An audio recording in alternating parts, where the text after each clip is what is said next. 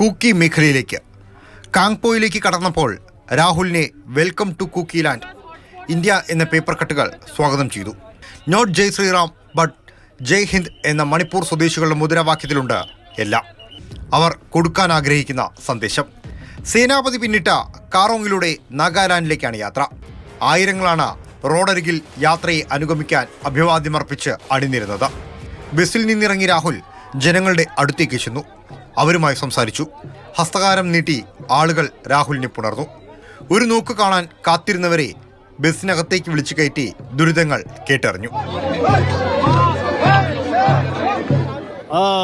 We need Congress government to come next this 24 election, Anna. We want to come back Congress. പട്ടണങ്ങളിൽ ആയിരങ്ങൾ മണിപ്പൂരിന്റെ തനത് കലാരൂപങ്ങൾ അവതരിപ്പിച്ച് ആട്ടവും പാട്ടും ആഘോഷവുമായി അണിചേർന്നു.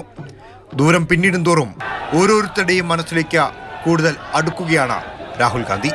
മണിപ്പൂരിന് പ്രകമ്പനം കൊള്ളിച്ചുകൊണ്ടാണ് രാഹുൽ ഗാന്ധിയുടെ യാത്ര കടന്നുപോയിക്കൊണ്ടിരിക്കുന്നത്. സമീപകാലത്ത് ഒരു രാഷ്ട്രീയ പാർട്ടിക്കും മണിപ്പൂരിൽ കിട്ടാത്തത്ര സ്വാധീനവും പിന്തുണയും ഇതാ രാഹുൽ ഗാന്ധിക്കും കോൺഗ്രസിനും ലഭിച്ചുകൊണ്ടിരിക്കുന്നു. മണിപ്പൂരിൽ നിന്നും വൈശാഖ് ജയപാലിനോടൊപ്പം അർജുൻ പിതാംബരൻ, മാതൃഭൂമി ന്യൂസ്.